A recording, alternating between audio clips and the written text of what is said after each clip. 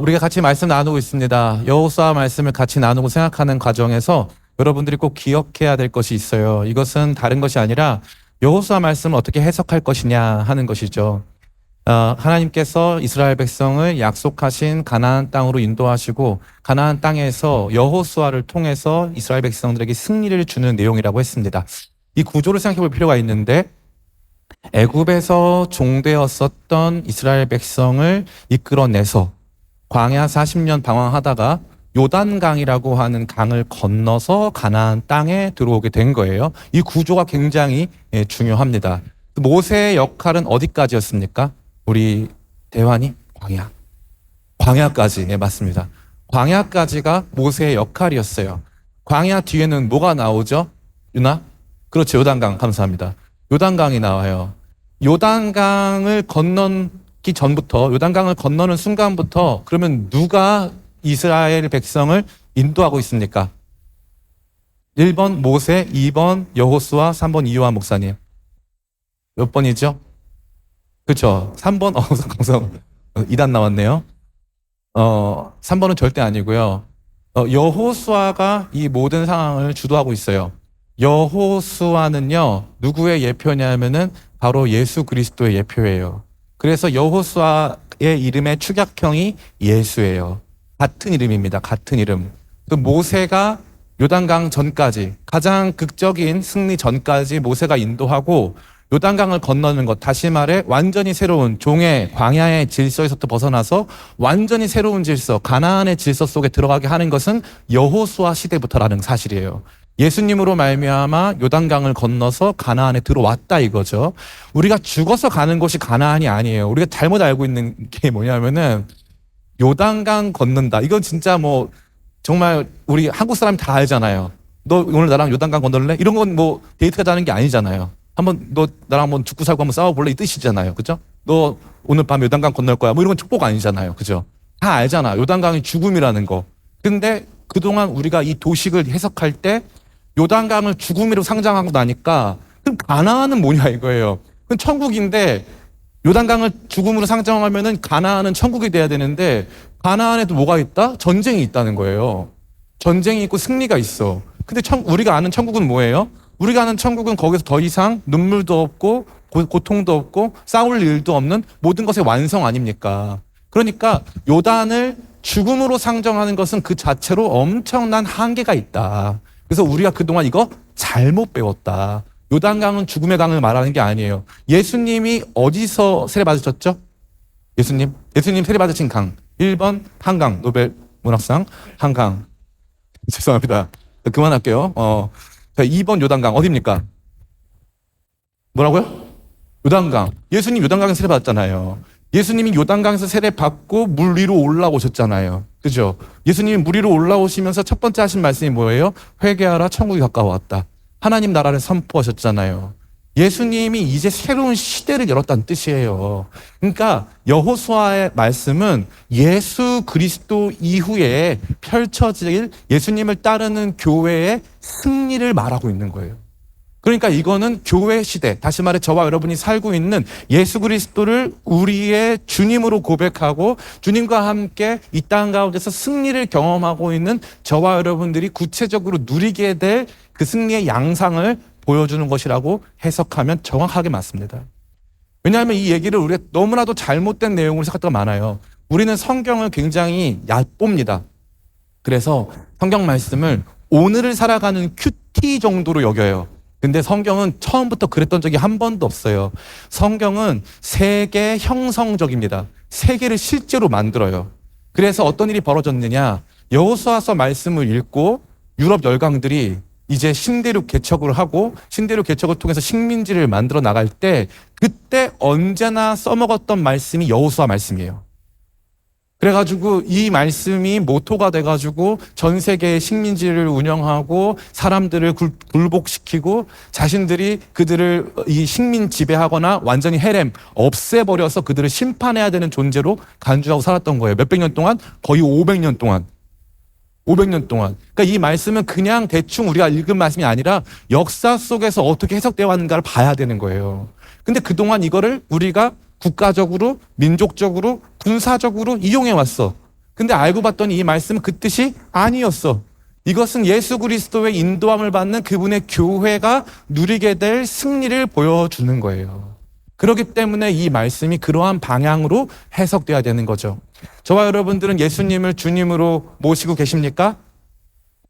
네, 아멘은 작지만 굉장히 사기가 떨어진 군대 같아 보이지만 그래도 내면 가득히 주님을 주님으로 우리의 왕으로 또 모시고 있는 줄 믿습니다. 예수님과 함께 동행하면 우리 가운데 전투가 있다는 거예요. 이 전투와 또 우리가 점령하고 싸워야 될 영역들이 존재한다는 거죠. 그래서 주님과 함께 행진하면서 그 영역들을 확보해 나가고 주님의 왕되심, 주님의 통치를 이 땅 가운데 구현해 간다는 것입니다. 우리는 제가 말씀드린 바와 같이 이 내용 역시도 우리한테는 뭐 그냥 그런가 보다 하잖아요. 근데 이게 정치 사상화 됩니다. 그래서 실제로 이 일이 벌어져요. 그래서 1900년대에는 화란에 아브라함 카이퍼라고 하는 총리가 있었어요. 이 아브라함 카이퍼 총리는 화란 네덜란드 암스테르담의 이 자유대학교 이 총장님도 하시고 그 다음에 제일 큰 일간지도 발간하시고 그래서 언론인, 정치인, 교육자, 설교자, 목회자의 삶을 사신 분이에요. 이 아브라함 카이퍼 박사가 뭘 주장했냐면은 이른바 신칼빈주의, 그거를 영역 주권론이라고 해요. 영역 주권론. 그래서 네덜란드에는 뭐가 없느냐? 네덜란드에는 혁명이 없습니다. 혁명이 없어요. 네덜란드는. 그가 만든 정당 이름이 반혁명당이에요. 혁명하지 않겠다는 당이에요. 왜요? 혁명은요, 기존 질서를 전복시킨다는 거거든요. 그래서 기존 질서에 있던 사람들을 숙청하고 죽이고 파괴해서 새로운 질서를 만든다는 거예요. 근데 아브라함 카이퍼는 정당을 만들고 우리는 반혁명당. 우리는 혁명하지 않고 개혁한다. 개혁하고 바꾸고 변화를 주어서 시대를 바꾸겠다. 그래서 반혁명당이 집권을 합니다. 그래서 아브라함 카이퍼가 총리가 돼요. 그래서 실제로 네덜란드에서 그 영향을 발하기 시작한 거죠. 제가 무슨 말씀 드리는 거예요? 그 사람이 한 말이 있어요. 이 세상의 모든 영역에 하나님의 주권이 임하지 않는 곳은 없다는 거예요. 모든 영역에 하나님의 주권이 없는 곳은 없다. 그래서 하나님께서 통치하시고 다스리는 그 사회를 만들고 우리 가정에서부터 내가 일하는 일터까지 하나님의 통치를 이 땅 가운데 구현해야 한다라고 하는 정치 이념을 가지고 실제로 집권도 했어요. 이게 우리가 이 말씀을 대해야 되는 근본적인 관점이 되는 것입니다. 오늘날 많은 사람들은요, 기독교에 대해서 각자의 판단을 해요. 그 각자의 판단 모두 일리가 있다고 얘기해요. 너도 일리가 있어. 그것도 일리가 있지. 그 기독교를 이렇게 볼 수도 있지. 저렇게 볼 수도 있지. 기독교 신앙에 대해서 우리가 각자 갖고 있는 상대적이고 다양한 생각들을 모두 다 용인하는 분위기입니다. 그거 자체가 나쁜 것은 아니죠. 기독교 신앙을 더 풍성하게 할 수 있는 요소가 됩니다. 그러나 예를 들어 코끼리 그림이 있는데 이건 코끼리 그림이 아니야. 이거는 이요한 목사님 그림이야. 라고 하는 거는 코끼리 그림을 새롭게 해석한 걸까요? 아니면 나를 놀리는 걸까요? 저를 놀리는 거죠. 그거는 코끼리 그림 자체를 이 코끼리가 어떠한 의미인가를 부여하기보다는 아예 그 처음에 근본적인 우리 모두가 이 해석을 할 수 있는 공통분모, 즉 커먼 그라운드 자체를 없애버리는 거예요. 그러면 신앙에 있어서도 기독교 신앙은 이거야 라고 각자 정의를 하는데 우리가 성경을 빼놓고 하나님께서 당신의 나라를 어떻게 건설하시는지 그 내용을 빼먹고 우리끼리 각자 좋은 기독교를 만들고 있다는 거죠. 너무 비참한 거예요. 분명히 성경에 나와 있는데 여호수아로 말미암아 이스라엘 백성들이 요단강을 건너서 하나님 나라가 가나안 땅에 구체적으로 임하는 장면이 보여지고 있는데 우리는 그것을 도외시한 채 그게 내 신앙과 아무 상관이 없다라는 거예요. 근데 제가 말씀드렸죠. 이 말씀은요, 지금도 우리 전 지구적으로 영향을 미치고 있어요. 지금 어디서 전쟁하고 있죠? 이스라엘에서 전쟁하고 있죠. 이스라엘 전쟁을 통해서 지금 수백 명, 수천 명이 죽어나가고 있어요. 오늘도, 지금도. 그러면 이스라엘 백성들이, 거기 살아가는 이스라엘 국민들이 붙잡는 말씀 뭘까요? 이거예요.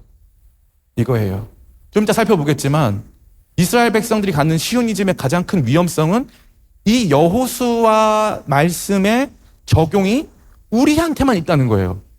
그리고 실제적으로 지금 이 기브온 사람들이 이 민족 단위로 투항하잖아요. 민족 단위로 투항하는데 백성들이 막 분노합니다. 얘네 죽였어야 되는데 위에 리더들이 속아가지고 얘네 멀리서 온 나라인 줄 알고 못 죽였다 이거예요. 막 뭐라고 합니다. 여호수아가 어떻게 하냐면 여호수아가 이 백성들, 기브온 사람들 대거 투항한 이 민족을 통째로 살립니다. 근데 이스라엘 사람들의 현재 마음은 어떠냐 하면은 하마스 다 없애. 다 죽여. 헤즈볼라 다 죽여. 우리가 이 땅의 왕이야. 여기 예루살렘에 우리만의 나라를 세울 거야. 구약적 관점으로 이것을 보니까 예수 그리스도 안에서 성취된 하나님 나라가 어떻게 전진하고 그게 우리가 살아가는 시대 속에 어떻게 구현되는지를 모르는 거예요. 그러니까 신앙은 철저히 개인적인 마음의 영역에 자리 잡고 그 어떠한 이 세상 속에 현실화되는 내용이 아니니까 그냥 신앙생활할 때 모든 관심사가 나, 내 마음, 내 일, 내 가정 여기에만 머물러 있는 거죠. 신앙생활의 커먼 그라운드, 신앙생활의 공통 분모는 하나님 나라입니다. 하나님 나라예요. 그 하나님 나라를 같이 생각하고 그 하나님 나라가 내 삶에, 우리 가정에, 내 일터에 어떻게 임하는가를 함께 보지 못한다면 어떻게 보면은 반쪽짜리가 아니라 아예 기독교 신앙인이 아닐 확률도 있어요. 아예. 이건 저 개인의 무슨 고백이 아니라 성경이 그렇게 말하고 있어요. 성경은 저와 여러분들을 하나님 나라 일원으로 부른 줄 믿습니다. 오늘 그러한 가운데 우리가 함께 공통적으로 경험하게 될 내용이 있다는 거죠. 제가 이거 참 보면서 많은 생각을 했어요. 최근에 우리 한강 씨가 노벨 문학상을 수상하면서 자신이 이제 원래 출산도 안 하려고 했는데 출산을 하게 된 그 배경을 설명하면서 이렇게 말했더라고요. 자기가 원래 이제 남편이 있는데 남편이 자기는 한강 씨가 출산을 하게 되면 아이가 당하게 될 고통이 너무 클 것 같아가지고 자기는 출산하고 싶지 않다 했더니 이 남편이 뭐라고 했냐면 여름엔 수박도 달고 봄에는 참외도 있고 목마를 땐 물도 달잖아. 그런 거 다 맛보게 해주고 싶지 않아? 이 말에 한강은 남편의 말에 웃음이 터졌다며 달콤한 여름 수박을 한 입 베어 물을 때 아무런 상념 없이 그 맛을 즐겼다는 사실만큼은 부정할 수 없을 것 같다고 말했다. 이게 뭐냐면요. 인간이 갖는 공통 경험인 거예요. 아무런 상념 없이 그 안에서 함께 누리는 같이 공감할 수 있는 공통 경험이 있다는 거예요. 이 공통 경험이 이 아이가 이 땅에 살만한 가치가 있는 것이구나를 그것을 결정했다는 거죠. 공통 경험이 중요해요. 교회도 마찬가지고 신자들도 마찬가지예요. 오늘날 기독교 신자들이 이 공통 경험에 너무 약해. 개별적 경험에는 강해요. 나 기도하다 은혜 받았어. 찬양 좋아. 말씀 좋아. 개별적 경험에는 강한데 교회라고 하는 더 큰 단위의 하나님 나라의 행진에 대해서는 공통 경험이 현저히 부족한 것입니다. 그런데 이 공통 경험이 뭐라 그랬습니까? 오늘 이 말씀 속에 여호수아가 인도하는 이스라엘 백성들이 함께 누리게 된 사건을 통해서 구체화되고 그것으로 하여금 저와 여러분들이 우리가 이 경험이 없구나. 이 경험을 해야 되는 거구나. 혹은 내가 이 경험을 했구나. 이 경험이 이루어지고 있구나를 발견할 때 진짜 여러분들 예수 믿는 맛이 나타나기 시작한다는 것입니다. 토론이 길었습니다. 간단하게 설명드려서 오늘 이 말씀의 핵심은 뭐냐면은 따라해 볼까요? 투항이 이루어졌다는 거예요. 이 투항은 이 선전포고에 의한 투항이 아니라 자발적인 투항이 이루어졌다는 거죠. 근데 이 투항이 갖는 의미가 단순히 자발성을 넘어서서 이들의 투항의 양상이 사실 비굴할 정도 수준으로 정말 굴종적인 모습으로 투항이 이루어졌다라는 사실입니다. 우리 3절부터 6절까지 같이 한번 읽어볼까요? 시작. 기브온 주민들이 여호수아가 여리고와 아이의 행한 일을 듣고 꾀를 내어 사신의 모양을 꾸미되 헤어진 전대와 헤어지고 찢어져서 기운 가죽 포도주 부대를 나귀에 싣고 그 발에는 낡아서 기운 신을 신고 낡은 옷을 입고 다 마르고 곰팡이가 난 떡을 준비하고 그들이 길갈 진영으로 가서 여호수아에게 이르러 그와 이스라엘 사람들에게 이르되 우리는 먼 나라에서 왔나이다. 이제 우리와 조약을 맺읍시다 하니. 아멘. 이 기브온 사람들이 보여준 모습은 그냥 우리 투항할게요 하는 게 아니에요. 왜냐하면 이 기브온 사람들은 첫 번째로 하나님께서 여리고와 아이성을 얼마나 처참하게 심판하셨는가를 보았기 때문에 자신들도 이와 같은 하나님의 진노와 심판 아래 있음을 자각하게 되었습니다. 그래서 그들은 이러한 진노와 심판이 우리 가운데 임하지 하지 않도록 이스라엘과 조약을 맺어야 되겠다는 판단을 했어요. 그 두 번째, 그러나 우리와 이스라엘의 거리가 너무 가깝기 때문에 이스라엘 사람들이 이 조약을 거부할 경우는 우리는 무조건 이 심판을 당할 수밖에 없다라고 하는 생각으로 인해서 그들은 자신들이 이 가나안 지역이 아닌 다른 지역에 있는 사람들인 것처럼 거짓말을 하기로 결정합니다. 이 국가적 차원에서 국가의 리더들이 결정한 사안이에요. 너무 충격적이지 않습니까? 그 마음만큼 그들에게 이 조약과 그들의 투항이 그들의 생명을 보존하는 데 있어서 결정적이라는 것을 의미하고 있는 거죠. 그들이 대대적으로 돌아오는 것입니다. 이 가나안 전쟁 생각해 보면은 우리가 막 그러잖아요. 하나님 너무 잔인하셔. 하나님 너무 대대적인 대학살을 일으키셨어. 하나님께서 너무 사랑이 없으셔. 그렇게 생각하죠? 가만히 보면요. 여리고에서도 한 사람이 투항했습니다. 누구였죠? 라합 맞아요. 다 알고 계시네요. 라합이 투항했어요. 라합이 스파이들을 숨겨주고 기밀 같은 상황들을 다 설명해주고 여리고 안에서 이루어지고 있는 사람들의 공포감까지 다 설명해 주었습니다. 라합은 여리고를 배반했어요. 여리고를 배반하고 하나님 나라에 투항했습니다. 하나님 나라에 투항한 한 사람의 이야기가 여호수아 2장과 또 6장에 기록되어 있어요. 근데 그러고 나서 이제는 한 사람이 아니라 국가 단위로 투항을 한 거예요. 근데 이들의 투항은 정말 무조건적인 투항을 넘어서서 무조건 살려주세요. 나 거짓말 할게요. 나 아무리 낮아져도 상관없어요. 라고 말하는 수준까지 이뤘다는 거죠.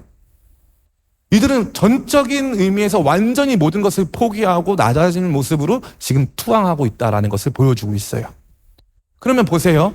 하나님께서 처음부터 가나안 민족을 완전히 다 한 사람도 살리지 않고 죽이기를 원하셨을까요? 그들이 투항하기를 바라셨을까요? 그렇죠. 하나님은 처음부터 투항하기를 바라신 거예요. 근데 그들은 투항을 합니까? 안 합니까? 안 합니다. 우리 같이 말씀 읽어볼까요? 오늘 말씀 1절과 2절 같이 읽습니다. 시작. 이 일 후에 요단 서쪽 산지와 평지와 레바논 앞 대해 연안에 있는 헷 사람과 아모리 사람과 가나안 사람과 브리스 사람과 히위 사람과 여부스 사람의 모든 왕들이 이 일을 듣고 모여서 일심으로 여호수아와 이스라엘에 맞서서 싸우려 하더라. 아멘. 뭐라고 했어요? 이 일을 듣고 투항하려고 그랬어요? 아니면 일심으로 싸우려고 했어요? 예, 가나안 7족속이라고 일컬어지는 7개의 다른 민족이 연합 공동체를 이루어서 우리는 지금 행진해서 이 땅 가운데 침입한 이스라엘 백성들을 몰아내고 그들과 함께 공통으로 싸워야 한다 라고 말한 거예요. 투항할 마음이 있습니까? 없습니까? 없습니다. 투항할 마음이 없어요. 근데 그 중에 기부온 사람들은 우리 무조건 항복이다. 이거 가만히 봤더니 이 싸움은 이스라엘이 하는 게 아니야. 하나님이 하시는 게 맞아. 우리 무조건 투항해야 돼. 무조건 들어간다. 대대적인 대규모의 하나님 나라로의 회심, 하나님 나라로의 들어옴이 시작됐다라는 것입니다. 이것이 저와 여러분이 경험하게 되는, 우리 성도들이 경험했고 지금 경험하고 있고 앞으로 경험하게 될 경험의 핵심이에요. 국가 단위의, 민족 단위의, 대단위의 대규모의 회심이 있다는 거예요. 대규모의 회심. 그래서 그들이 하나님 나라 안으로 들어온다는 거죠. 하나님 나라 안으로 들어온다. 하나님 나라의 소문만 듣고 사람들이 하나님 나라 안으로 들어오고 있다. 이것을 이스라엘 백성 모두가 함께 경험하게 됐다라는 거예요. 이건 정말 중요한 경험이에요. 생각해 보세요. 이스라엘 백성들은 지금 광야에 있다가 가나안 땅에 들어와서 전쟁으로 그 땅을 정복하고 있어요. 근데 그 땅에 있는 사람들이 보니까 당신들이 하는 그 일들은 하나님께서 시키신 일이고 하나님께서 이 땅을 당신들 주실 게 확실하니까 난 당신들에게로 돌아오겠다. 그러면 마음에 용기가 생겨요, 안 생겨? 제가 지금 용기가 생겨, 안 생겨? 마음에 용기가 생기죠. 그죠? 사람들이 대대적으로 돌아오면 마음에 용기가 생기고 하나님의 뜻이 더 분명해지고 확실해지는 거죠. 그 경험이 이스라엘 공동체 안에 있었다라는 거예요. 너무너무 중요한 거예요. 이들이 들어와서 거짓말을 하니까 사람들이 조약을 맺습니다. 조약을 맺었을 때 사람들은 오해했어요. 뭘 오해했느냐? 하나님이 이들을 죽이려고 했는데 우리가 이들한테 속아서 조약을 맺어줌으로 따라서 하나님 뜻을 배반하고 하나님이 죽이라고 한 사람은 죽이지 못한 채 우리가 이들을 살려준 꼴이 됐다라고 그들이 착각한 거죠. 같이 한번 읽어볼까요? 우리 같이 읽겠습니다. 우리 24절, 26절 같이 읽겠습니다. 24절부터 26절까지 시작. 그들이 여호수아에게 대답하여 이르되 당신의 하나님 여호와께서 그의 종 모세에게 명령하사 이 땅을 다 당신들에게 주고 이 땅의 모든 주민을 당신 앞에 멸하라 하신 것이 당신의 종들에게 분명히 들림으로 당신들로 말미암아 우리의 목숨을 잃을까 심히 두려워하여 이같이 하였나이다. 보소서 이제 우리가 당신의 손에 있으니 당신의 의향에 좋고 옳은 대로 우리에게 행하소서 한지라. 여호수아가 곧 그들을 행하여 그들을 이스라엘 자손의 손에서 건져서 죽이지 못하게 하니라. 아멘. 보세요. 여호수아가 이스라엘 자손의 손에서 기부온 사람들, 투항에서 들어온 사람들 살려주세요. 조약 맺읍시다. 저희 민족은 해치지 말아주세요. 저희는 완전 투항입니다. 들어온 사람들 누가 살리자 그랬어요? 여호수아가 살렸어요. 여호수아는 뭐라 그랬어? 여호수아는 예수님이에요. 예수님. 예수님이 이들을 그 땅의 한 백성으로 받아줘야 된다는 거예요. 이 너무 기가 막히죠. 구약 성경에서 구원은 누구만 받습니까? 구약 성경에서 구원은요, 할례 받은 사람만 받아요. 할례 받은 사람만. 이스라엘 백성만 받는다는 거죠. 그런데 신약 성경에서 예수님이 뭐라고 하세요? 예수님이 누구든지 주의 이름을 부르는 자는 구원을 얻으리로다. 예수님께서 이제 이 구원의 문을 여시고 하나님 나라에 들어오는 모든 사람에게 구원을 선포하셨어요. 구원을 선포하셨다고요. 지금 하나님의 관심은 처음부터 어디에 있던 거예요? 투항하는 사람들 살려주러. 하나님 백성들 구출하고 그들 살려주려고 주님의 마음이 거기에 있었다라는 거예요. 너무너무 중요한 거예요. 지금 하나님께서는 그 일을 행하시는 거예요. 가나안 정복 전쟁, 하나님 나라의 확장은 사람들을 죽이고 사람들에게 하나님의 심판을 내리려 하는 것이 결코 아니라는 거예요. 하나님 나라의 확장은 그 하나님 나라의 확장 가운데서 하나님 나라에 투항하는 사람들, 하나님 나라 침노하는 자들, 그들을 받아주고 그들이 함께 주님 앞으로 돌아오는 것을 경험하게끔 하나님 나라 백성들에게 그것을 경험하게끔 하려고 하신다는 거예요. 자, 이제 오늘 말씀 끝났어요. 여러분에게 드리는 질문은 이거예요. 자, 민족적 회심, 국가 단위로의 회심, 신앙의 전격적 전환, 여러분은 경험하신 적이 있습니까? 이게 오늘날 살아가는 우리 청년들 안에 가장 큰 결핍이라고 저는 생각해요. 가장 큰 결핍. 자, 100년 전에 대한민국의 크리스찬 몇 명이었을까요? 100년 전이면 이제 이 1924년이죠. 1919년 당시에 조사해 본 결과 대한민국의 크리스찬이 그래도 그 당시에 100만 명 됐어요. 100만 명. 그게 왜 100만 명이 되냐면은 1907년도에 평양에서 대부흥 운동이 일어나요. 대부흥 운동이 일어나면서 그것을 길선주 목사님이 이 부흥 운동을 100만인 구령 운동이라고 해서 이제 우리 안에서 일어난 이 부흥을 100만 명을 주님께 돌이키는 그 일로 바꾸자 해가지고 1907년에 일어났던 부흥 운동이 1919년에는 100만 명의 성도로 성장하게 되는 거죠. 그럼 원래 우리나라는 기독교 국가예요? 아니에요? 아니죠. 우리 중에 누구도 기독교 국가 아니에요. 근데 지금 동아시아에서 가장 큰 기독교 국가가 됐어요. 신기하죠? 그러면 민족 단위의 회심이 이루어진 거예요? 안 이루어진 거예요? 이루어진 거예요. 수백만 명 단위의 회심이 이루어진 거예요. 어디에서? 대한민국에서요. 대한민국에서. 이루어졌어요. 여러분 아는 얘기 해드릴까요? 로마는 끊임없이 기독교를 박해했어요. 끊임없이 박해하다가 이 AD 313년에 이 콘스탄티누스 황제가 기독교를 로마의 공인 종교로 공인시키고 1324년에 로마의 국가의 종교로 바꿔요. 원래는 기독교 신앙을 가장 크게 박해했고 로마 정부에 의해서 로마 황제 네로에 의해서 베드로도 죽고 사도 바울도 죽었어요. 그런데 그 로마 제국 전체가 하나님 나라에 편입이 되는 거예요. 어떠세요? 여기만 그럴까요? 그렇지 않아요. 유럽 역사를 보면요. 이 리투아니아 같은 나라들, 리투아니아도 원래는 이 북방 계열 사람들이었는데 그 사람들도 한 번에 기독교 신앙으로 편입이 됩니다. 한 번에 엄청난 변화를 경험해요. 우리 징기스칸 알죠? 징기스칸? 몽골에도 그런 부족이 있었어요. 몽골에도.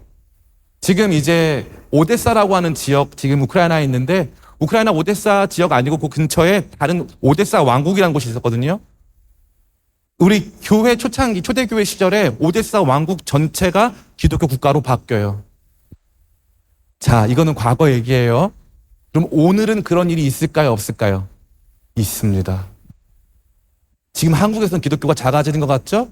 안 그래요. 한국에서는요, 어떻게 보면요, 이 가라지들이 대충 다니는 사람들이 이렇게 좀 떨어져 나가는 거고, 진짜 예수님 제대로 믿는 사람들이 늘어나고 있어요. 지금 놀라운 변화가 일어나고 있는데, 오늘 일본 선교기도 했는데, 일본의 이번에 총리가 이시바, 뭐였죠? 이시바? 무슨 아게론가 같은 거, 이시바 누구예요? 근데 그 이름이 왜 그렇죠, 그 사람? 근데, 네, 그 이시바 씨가 일본에서는 크리스찬 비율이 0.5%예요. 0.5%. 1억이 훨씬 넘는데 0.5%, 한 200만 명 정도만 크리스찬이에요. 그런데 그 중에 이 사람이 4대째 크리스찬이야. 그래서 일본에서 처음으로 크리스찬 총리가 나온 거예요. 근데 엄청난 변화가 일어나고 있고 일본의 크리스찬도 많아지고 있어요. 신기하죠? 지금요, 유럽이 빠르게 기독교화되고 있어요. 그리고 우리가 알고 있는 지금 무슬림 지역, 아랍 지역에서, 특별히 이란 지역에서 대대적인 크리스찬 회심이 일어나고 있습니다. 제가 말씀드렸죠.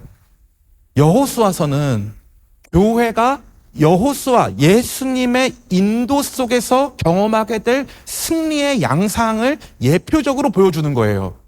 그러면 우리 교회가 그리스도와 함께, 이요한 목사와 함께가 아니라 그리스도와 함께 행진하면서 무엇을 보게 된다? 국가 단위, 대그룹 단위, 큰 민족 단위의 대대적인 회심과 변화와 부흥과 하나님 나라로의 들어옴을 경험하게 된다 이거예요. 이게 우리가 살면서 한 번쯤은 깨닫거나 느끼거나 누려야 하는 내용이 되는 거예요. 오늘날 왜 우리가 이렇게 힘없는 크리스찬으로 사는 줄 알아요? 이른바 성도의 자기 효능감이 떨어지기 때문에 그래요. 성도의 자기 효능감이 떨어지는 이유는 뭐냐면요, 성도들이 어떤 게임에 참여하고 있는지를 모른다는 거예요.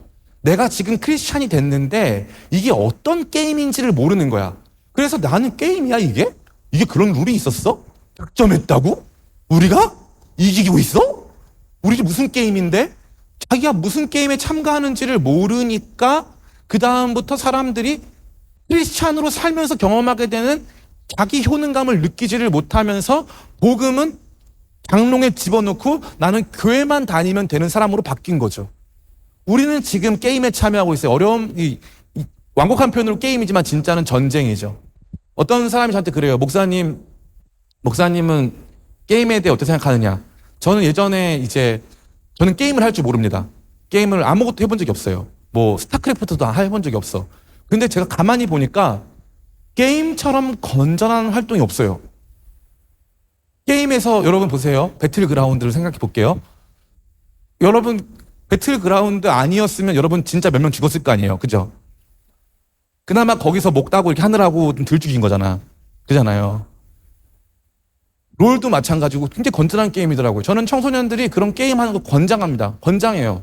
게임 해가지고 거기 안에서 사실 세상이 돌아가고 우리가 살고 있는 삶의 진면목을 볼 수 있는 그 장면이 게임에 굉장히 많아요. 그래서 여러분 게임 좀 많이 하세요. 가서 교회에서도 좀 게임도 좀 많이 하고. 진짜 독려합니다. 이게 재밌게도요. 그냥 아무 생각 없다가도 이게 게임이구나 하는 순간 그 다음부터 사람들 눈빛이 달라져요. 저도 대학 나왔잖아요. 이래봬도 대학 나온 사람인데 이게 웃긴 게 학생들이 다 널브러져 있어요. 교수님이 두 가지만 하면 돼요. 이거 시험에 나온다 라고 하면 애들이 눈빛이 달라져요. 그 두 번째, 이거 과제고 이거 학점 걸 거야 이러면은 갑자기 와 진짜 애들 진짜 교수님 욕하면서 열심히 해요. 근데 재밌는 게 교수님은 욕하면서 하더라고요. 교수님은 욕하면서 열심히 합니다. 여러분에게도 마찬가지예요. 오늘 우리가 기왕에 예수 믿고 예수로 나의 구주 삼고 성령과 피로 거듭나서 이 세상에서 내 영혼이 하늘의 영광 누리며 사는데, 이게 개인적으로 누리는 게 아니라 사실은 하나님 나라 영광스러운 전투, 완곡한 표현으로 영광스러운 게임이 시작됐다는 거예요. 그 게임이 시작됐는데 그 게임 속에서 갑자기 우리가 열심히 막 싸우고 있는데, 우리가 노력 안 했는데 저쪽에서 한 무리가 우리한테 딱 회심해 오는 거예요. 그럼 기분이 좋을까 안 좋을까? 굉장히 좋은 거예요. 굉장히 좋은 거예요. 갑자기 저쪽에서 한 그룹이, 목사님 얘기 들으셨어요? 걔가 회심했대요. 목사님 얘기 들으셨어요? 거기 교회에 지금 무슬림 새 가족들이 막 모여들고 있대요. 목사님 지금 들으셨나요? 지금 어느 국가에서 부흥이 일어났대요. 그럼 그 이야기가 신나는 거예요. 근데 여러분이 왜 안 신날까요? 여러분 그 게임에 참가하고 있지 않으니까. 여러분은 그 게임의 일원이 아니니까 하나도 안 신난 거예요. 그러면 뭐가 없다? 여러분은 경험이 없다는 거예요. 무슨 경험이 없다? 우리 한강 씨가 아기 낳고 싶지 않았는데 아기한테 수박 단 거 먹여주고 싶지 않아?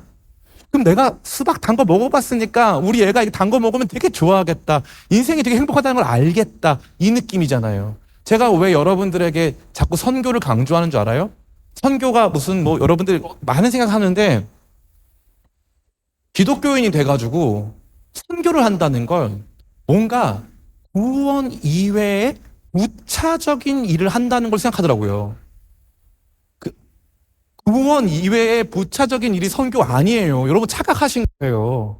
착각하신 거예요. 선교는요, 구원받은 크리스찬들의 공통적이고 지극히 자연스러운 활동이에요. 그럼 역으로 보면은 선교하지 않으면 구원을 의심해 봐야 될 정도라니까요.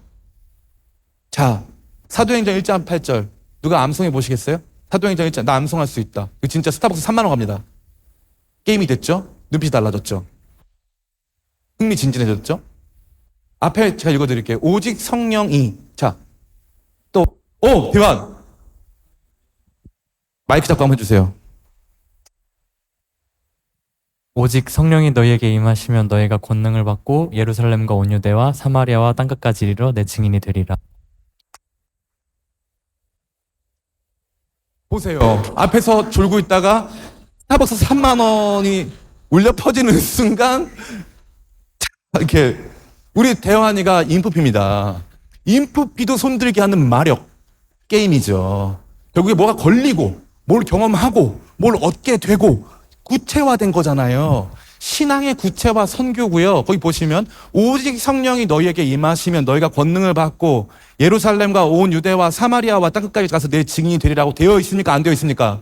되어 있잖아요. 그러면 구원받은 사람은 성령 받았어요? 안 받았어요? 구원받은 사람은 성령 받은 사람이에요. 아멘? 구원받은 사람은 성령 받은 사람인데, 성령 받은 사람은 오직 성령이 너희에게 임하시면 너희가 권능을 받고 예루살렘과 온 유대와 사마리아 땅까지 내 증인이 되리라. 이건 자동인 거예요, 자동.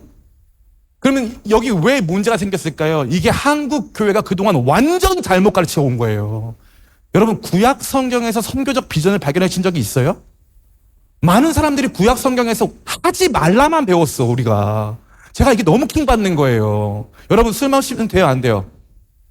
마셔, 괜찮아. 마셔. 담배 피면 돼요, 안 돼? 펴, 괜찮아. 아니, 제가 그냥 여러분 놀리려고 하는 게 아니라, 이시바 시게루, 이름 알았다. 이시바 시게루, 갑자기, 이시바 시게루 이분이 4대째 크리스찬이고 엄청 신실하시고, 거기 어디 신사입니까? 거기, 야끼니쿠? 야스쿠니. 야끼니쿠는 뭐죠? 불고기? 죄송합니다. 야스쿠니 신사에 일본 총리가 참배하면 안 된다고, 그리고 거기에 전범들 다 빼야 된다고 주장한 거의 유일한 총리예요. 엄청난 사람 아닙니까? 그런 사람들이 진짜 있잖아요. 엄청나잖아요. 이 사람들 속에서 우리가 이제 뭘 발견하게 되는 거예요? 우리 안에서 진짜 하나님 나라 역사가 이렇게 움직이기 시작하면서 우리가 보게 되는 게 있어요. 그게 뭡니까? 그게 바로 공통적인 경험이에요. 선교적 경험. 이 선교적 경험이 없는 사람들이 너무 많아. 너무 많아. 그동안 우리가 뭐 하지 마라. 이 이시바 시게루가 사대적 크리스찬이고 신실한 크리스찬인데 방송 중에도 담배를 피는 애연가예요. 제가 감히 말씀드립니다. 담배 피는 거 괜찮아. 술 먹는 거 괜찮아. 상관없어. 큰 문제 아니야. 큰 문제 아니에요. 근데 내가 너무 안타까운 건 뭔 줄 알아? 아이들 술, 담배 이거 죄냐 아니냐 여기 따지고 있는데 성교적 삶을 사느냐에 대해서는 누구도 묻지 않아. 이게 의무고 이거 너무 정당한 거고 너무 당연한 거고 자연스러운 건데 이게 안 돼서 주님 저는 성교적 삶이 잘 안 됩니다. 이걸로 눈물 흘리는 사람 본 적이 없어. 이건 마치 구원 외에 추가적으로 선택 항목처럼 반주되고 있다는 거예요. 너무 웃기지 않아요? 잘 보세요. 예수님에 의해서 교회가 승리를 거둔다. 그래서 지금은 비록 작지만 하나의 미랄이 땅에 떨어지면 거기서 많은 열매가 나타난다. 천국은 마치 겨자씨 하나가 같아서 작은 것 심으면은 큰 나무같이 된다. 하나님 나라의 확장과 하나님 나라의 성장에 대해서 얼마나 많이 배웠어요. 성경이 얼마나 많아요. 제가 이제부터 말씀드릴게요. 구약 성경은 처음부터 선교적이에요. 왜요? 하나님께서 아브라함을 부르셨죠. 그래서 뭐라고 말씀하십니까? 너는 내가 명령할 땅으로 가라. 그리하면 내가 너의 이름을 높이고 너는 열방의 복이 되리라. 아브라함의 비전은 처음부터 열방의 복이에요. 아니 애가 없어가지고 자식 주신다 그래가지고 따라갔는데 내 애가 문제가 아니라 열방의 복이었다니까. 처음부터 비전이 열방의 복이었어요. 이스라엘 백성들도 마찬가지예요. 출애굽기 19장 뭐라고 되어 있습니까? 너희가 내 말에 순종하면 너희가 제사장 나라가 되고 모든 민족이 너로 말미암아 복을 받을 것이다. 기독교 신앙은 처음부터 선교적이라니까요. 그래서 하나님께서 만드신 이 비전은요, 처음부터 사람들을 구원해내는 거예요. 라합을 여리고에서 구출하고요. 다음 주에 생각해 보겠지만 이 기브온이 하나님 나라에 투항하니까 진짜 야비한 게 나머지 민족들이 다 같이 합세해서 이스라엘을 공격하는 게 아니라 기브온을 공격합니다. 야, 너 누가 무릎 꿇으래 해가지고 가가지고 기브온을 공격해요. 그러니까 그때 하나님께서 기브온 구출 작전을 하십니다. 그래서 다 때려 부숴요. 다 때려 부숴.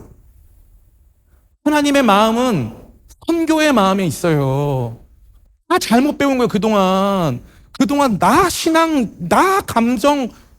그래서 제가 너무 화나고 킹받는 게 뭐냐 하면 니체 같은 사람들이 기독교를 약자의 믿음이라고 그러잖아요. 약자의 믿음. 여러분 보세요. 약자가 복음 전하려고 목숨 걸고 가가지고 순교합니까?